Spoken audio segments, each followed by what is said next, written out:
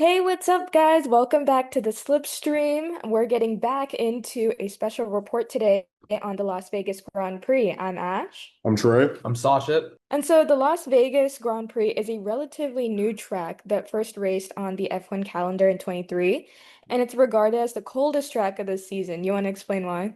Well, they basically scheduled a race for November, which how could you expect it not to be cold? Because even though they were in the desert, and they thought it was going to be hot, but I mean, come on, it's winter for crying out loud. Yeah, that's exactly the kind of same thought process I had. It's also a night race, which means obviously the track temperature and the air temperature is going to be freezing cold. And even though we've seen, soft compound tires perform relatively well when it's cooler, not when it's like, 45 degrees Fahrenheit. That's ridiculous. Yeah, I agree. I just think that Las Vegas, the circuit at least is fine. It's a street circuit. I don't really like it, but also it's just so popular and everything. So it's just very glamorized.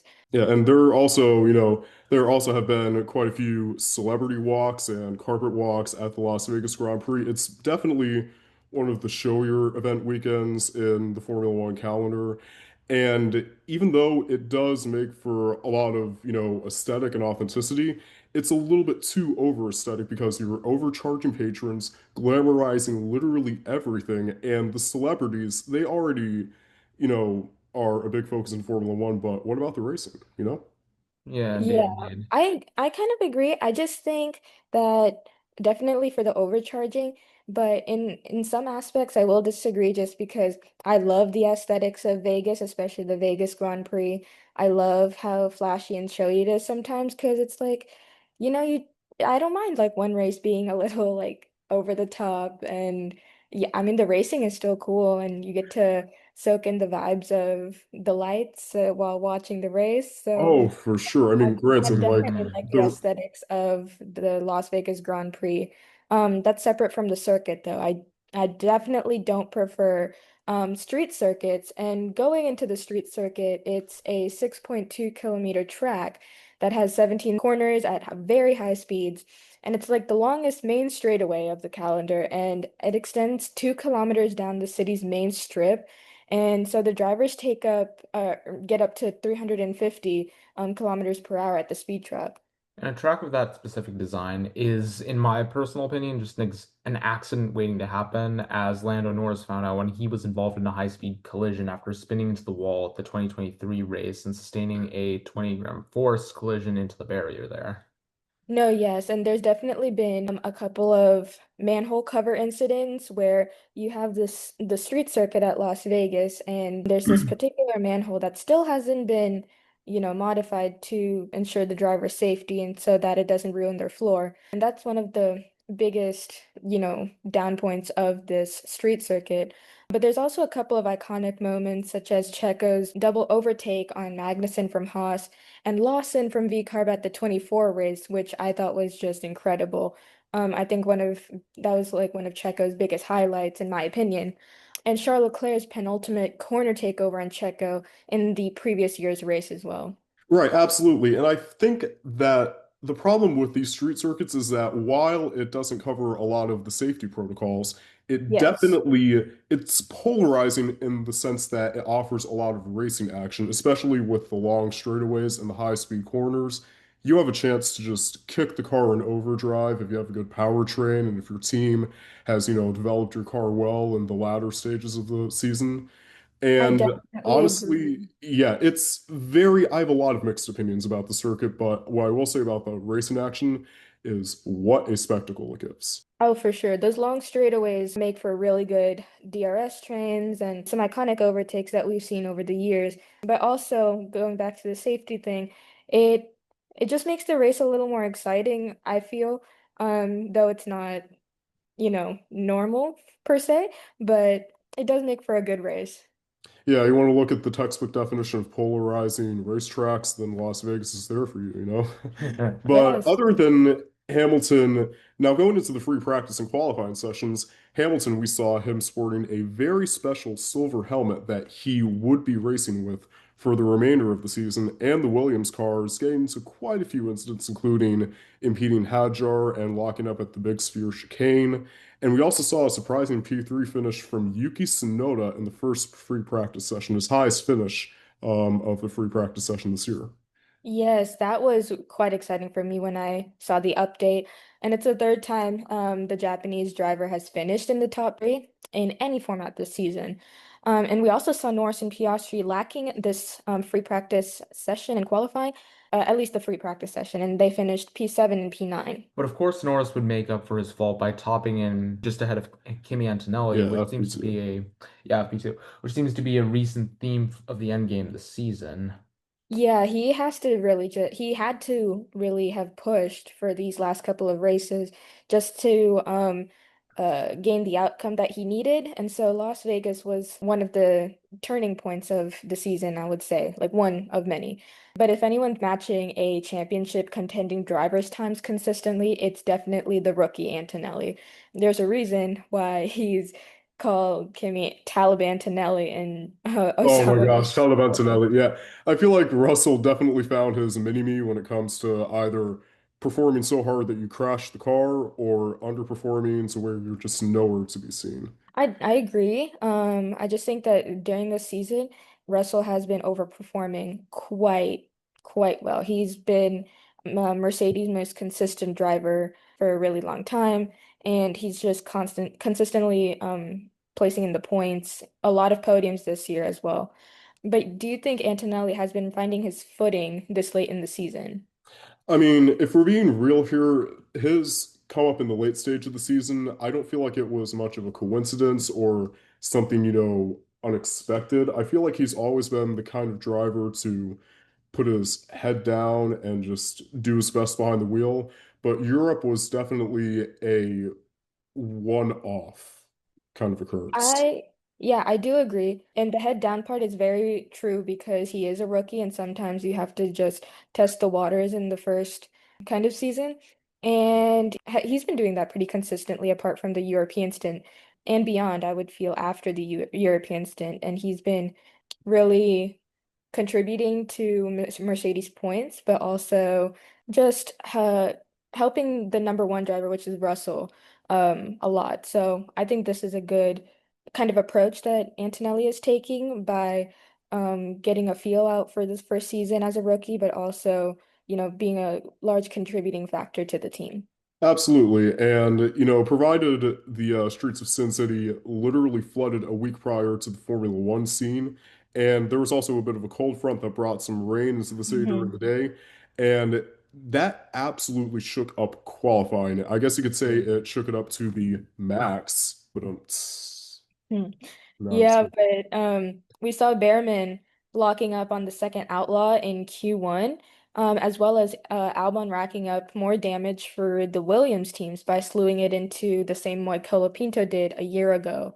And Hamilton was unsurprisingly knocked out and started dead last. Yeah, and this is actually the first time that we have seen Hamilton start dead last, and I mean absolutely last on the On grid on merit. pure pace. In the Yes. past, it's been because of an engine failure or crashing into the wall, or he's had to start in the pit lane in some cases, but we've never seen him on pure pace get nowhere. I mean, what might have like struck this sort of sudden decline in performance? Like, granted, like you said before, it wasn't because of an engine failure or a crash, but like how he's usually not one to lack in terms of pace. So what exactly happened here? I don't know. Ash, do you have any ideas or I don't know, it's just Ferrari. I don't know what to tell you. just blame It's Ferrari, blame Ferrari. Maranello, blame Ricky. Blame Yeah, and whatever bad luck he's unsurprisingly, having. for the Ferrari team, which was really funny. I think they had a radio message this race where he was like he was like pretty slow on pace and they were like, "Can you go faster?" Or yeah, the Ferrari engineers. I think that was this race, yeah. And that was really funny to watch. Ferrari and Why don't you ask the Ferrari chairman who said that the drivers need to put their heads down? I think that the Hamilton and Charles Leclerc already have their heads down. I think Hamilton with any other team would have, fought back against such a such a poorly put together team, put together car, and just like a lack of structure in itself.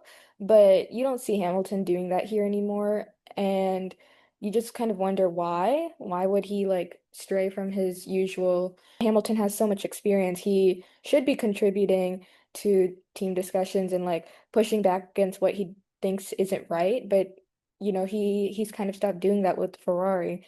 And that goes so far as to say that he is keeping his head down. And I'm just gonna say that I hope he doesn't do that anymore and like actually fights back and tries to, improve this team like Carlos is doing with Williams. Yes, indeed. But other than that, we also saw Gasly carry the week performing Alpine to quarter three for the fifth time this year, and Carlos Sainz, Speaking of which, yeah, he Yes. qualified in the top three for a yes, third time this year. smooth Smooth Yes. It operator. Yeah, it was incredible. And I loved seeing my favorite drivers on podium. And he finished not only stronger than like we all expected him to for this race, but he also took the team and led them to consistent results this entire season. And so all I can say was Las Vegas was, his time to shine. Absolutely. And I mean, speaking of consistent performances and putting the pressure on, Max started behind Lando Norris on the front row. So Norris P1, Max P2. And it shows the consistent pressure that the Dutchman has been putting on the young British hotshot and prospects in this championship fight and how it's been carried out for the rest of the season. And so this championship is really what kept, or like this qualifying is really what kept the championship alive because these few races kind of was kind of like the determining factor in who won the championship. And it was just a three-way battle with one driver exceeding the other and then the other driver exceeding another. And it was such a close championship that we haven't seen in years. I would say, unfortunately, though, this is the point in time where that three-way battle sort of turned into a two-way battle because if you Yes. remember, Piastri qualified P7. He Mm-hmm. was definitely out of contention. He had lots of ground to make up, and he was slowly but surely losing third place. So while he Yes. was still in it mathematically, he just wasn't in it, you know, physically or mentally. Yeah, so at the point of the Las Vegas Grand Prix, his chances were looking slim and he kind of brought it he got into the points a little bit more in the next couple races, but by Abu Dhabi it was quite slim, his chances. They were there, but it would have taken a miracle for him to get onto the podium and then have Norris not place where he needed to place. But that's neither here or there. So at the Las Vegas Grand Prix, the race starts, and guess who bottles turn one? Lando Lando Norris. Norris. Yes, he's the bottler. And so why did he really think it was a good idea to cut off Verstappen that aggressively I so early in the race? I have no idea what was going through his head. Like, you wouldn't have that much of a small gap. Like, how can you get any driver across if, you're just going to close the gap, so to speak? especially considering turn one, it isn't as tight as some of the other turns, but it's still a very long round turn. So you're obviously going to risk locking up your tires and, getting caught up in all the carnage in the front of the field or the middle of the pack. But what we do know is that one driver is able to handle all of the carnage, and that is Lewis Hamilton, who brought it from P19, as I believe it was Yuki Tsunoda who started in the pit lane. He brought it from P19 to P12 in the first lap, just before the virtual safety car, which was caused by Ash. You want to break it down? Yeah, so the virtual safety car was brought out after Bortoleto and Stroll kind of touched cars and debris started spewing on the track after that. And so they took each other out of the race. And then we also saw Piastri and Lawson come to blows. Yeah, which honestly, it's absolutely ridiculous for anybody to come to blows at the opening quarter of the circuit because Oh yeah. there's a literal runoff area right ahead of you, and you're still going to take the risk instead of conceding where you know you need to concede. Yeah, you really don't need to be squeezing in like that. The opening corner is very wide, and that's another thing why Lando shouldn't have cut off Verstappen because I I don't know. You didn't really that was an incident waiting to happen. And going back to Williams, Albon got 5 seconds added to his pit stop line time, excuse me, for improperly lining up at the start. And they were, speaking of like 5 seconds and time penalties, they were handing out penalties like no tomorrow for this race. So it wasn't the best weekend overall for Albon and the Williams team, but these last three races, there were so many incidents in which there was a lot of pushing off track, slight like quarter of an inch off from the racing line, et cetera, et cetera. Just a lot of penalties all around these last three races. And every time I looked at the screen, it was just like a new penalty for a new driver. Yeah, and Um, it got wasn't even for Yeah. like exceeding track limits or cutting somebody off the track. It was for speeding in the pit lane or not doing your pit stop correctly after you got a penalty at the start of the race, which I don't know where the heads of the pit crews and the engineers are this Mhm. season, but it's certainly not out of where the sun doesn't shine. Yeah. But looking at the pace from the Ferrari drivers all throughout the race and at some points beforehand, if you look at the halfway point, Leclerc was running in second after starting ninth, after not even getting away from the start finish line all too well. And Hamilton literally excelled up to sixth place in one of his best drives since I believe it was, what, Belgium this past summer? Indeed, indeed. But remember, these drivers all needed to make a mandatory pit stop, but there also wasn't anything really interesting going on until the end of the race. Which is really, this is where, the polarizing nature of this track comes back into play because you have such a fast circuit and with such fast corners that racing action seems to be going on every which way you look. But then when it comes to the long, main straightaways, especially one that is 2 kilometers an hour, which honestly is way too long for a main straight, you're not going to get much of a DRS train. You're not going to have drivers in close action unless, a safety car happens. So, And that's exactly what I was saying before, that this track has so much potential for a DRS train with those long straightaways, but there wasn't any DRS train present at this race, and so there wasn't a lot of on-track action overall because of this layout. And so going back to the closing stages of the race, Verstappen actually took the commanding victory with Norris and Piastri finishing second and fourth, respectively. whoa, hold on, hold on. Something happened though at the post-race inspection procedures. Sajid, you want to Oh, tell us? yeah, y'all are not gonna believe this, but both McLarens, yes, and I do mean both McLarens, got disqualified from the race after having overly sworn skid planks on the rears of their cars. And even though it sounds like their cars took more damage than others, it actually gave them an advantage, which, Ash, you wanna like unpack that further for us? Yeah, so the more worn an under tray is on a race car, the more beneficial it is from picking up at the toe behind one of its fellow racers. And so if a skid is completely worn out, it compromises the safety of the driver of the car, which is why both McLarens got wholly disqualified. And so the wear on the underside was, I think, something about an eighth of an inch they were talking about. Yeah, it was less than 9 millimeters, which is Yeah. the minimum thickness that the plank needs to be.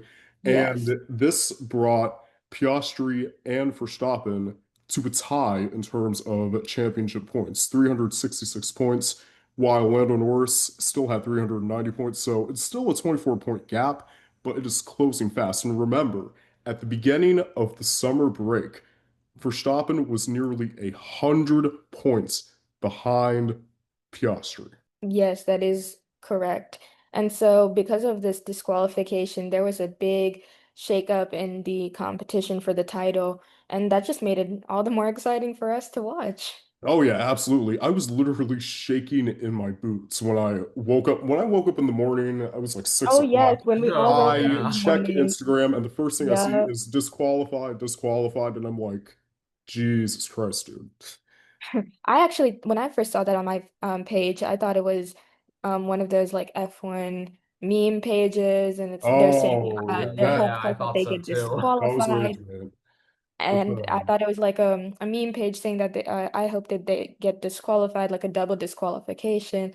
And I laughed initially, but then I was like, wait, this is from the official page. They got a double disqualification. But that about does it for this episode. But we will see you at the Qatar special report, the Qatar Grand Prix. And yeah, I'm Trey, I'm Ash. I'm Sachet. and we will see you guys next time. Right, see ya. See you. Peace.